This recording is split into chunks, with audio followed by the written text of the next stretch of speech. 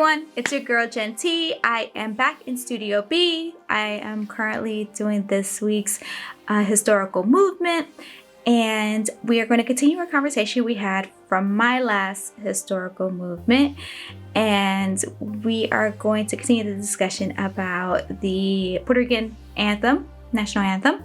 And this week we're going to talk about our girl Lola Rodriguez de Tio. So why are we discussing about her? Well, she actually was the person who first wrote the anthem. It was a poem, like I said before, but the one that she wrote was more of a war chant, and at this particular time Puerto Rico was conquered by Spain or ruled over by Spain, and it was politically correct for the time. She was definitely somebody who was very revolutionary in how she saw fit for Puerto Rico. She wanted them to be independent, wanted them to be free from Spain rule, and so she turned some heads, let's just say. So this is information that I've gathered. All the information that I'm gonna present here is the information that I've gathered. I will put links to where I found the information down in the description below. So this is more for educational and entertainment purposes only. So, and I would always highly suggest researching her.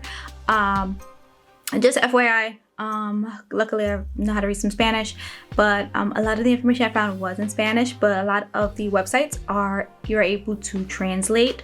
I found that out later, but you're able to translate them. I think they're linked with Google Translate, I think. Not 100%, but just FYI, if you do want to do your research on her. She's very much an influential figure. She's a woman of her time, and because of her, she touched the lives of people not only in Puerto Rico but also in Cuba.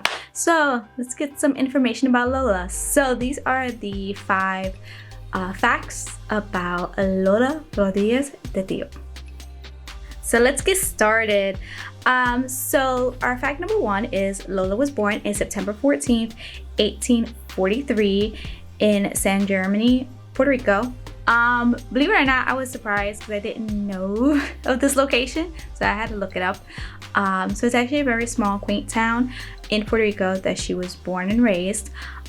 She was educated, I think, up to elementary school age, and then she was educated at home, which wasn't a problem because she was around a lot of political figures, a lot of activists, and a lot of influential figures due to her family's interaction with the government and other influential figures. So she had a lot of people in and out of her life who had left little nuggets of information,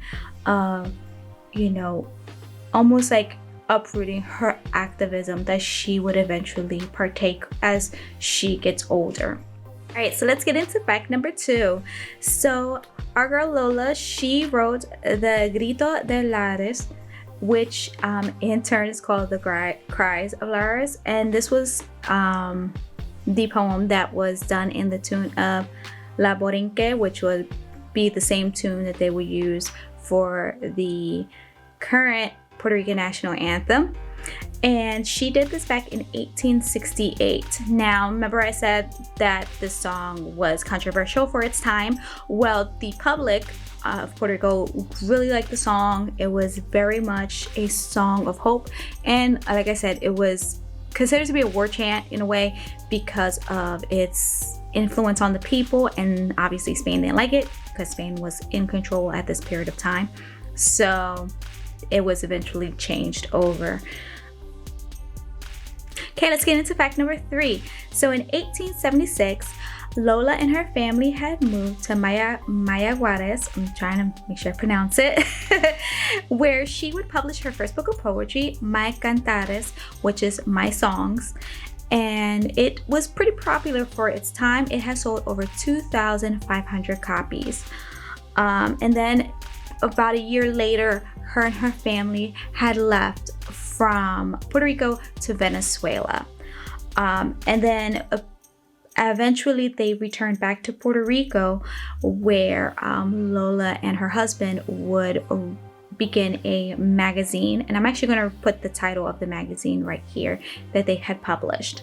So let's get into our fact number 4. I'm trying to jump the gun, but our fact number 4, the family was exiled in 1887, returning first to Venezuela, and then they went to Cuba.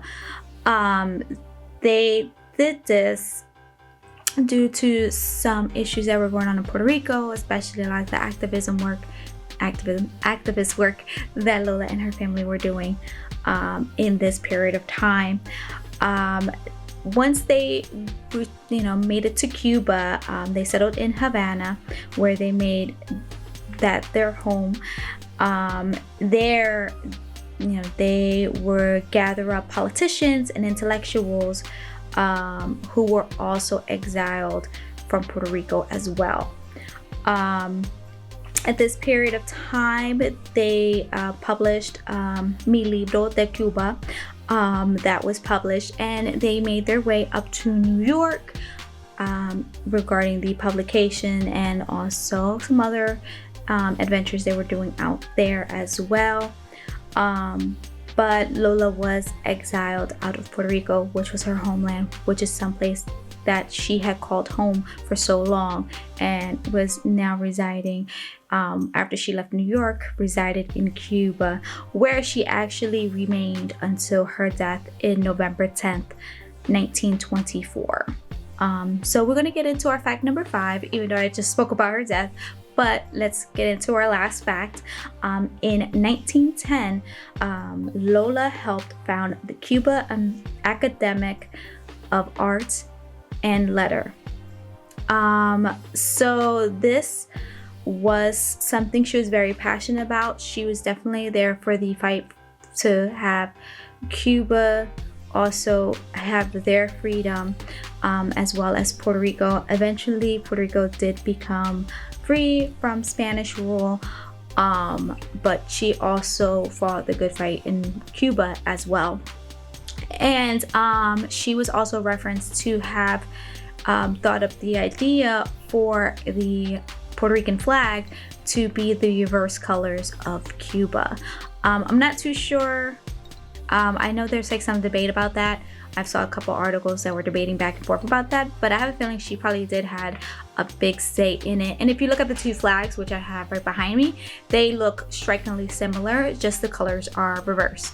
So apparently Cuba's flag is the reverse colors of the Puerto Rican flag and vice versa. So I do feel as though that there is some truth to that.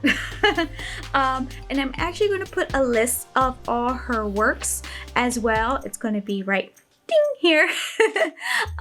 She had done a lot of writing in her time, and she was definitely a revolutionary of her era. So I kind of wanted to give some information about her.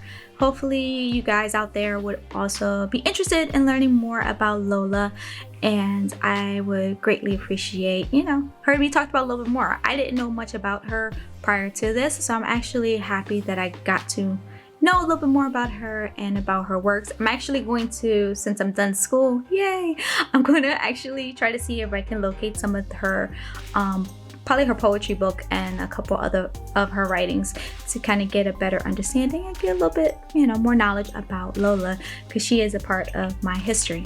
So that is it for this week on History Corner.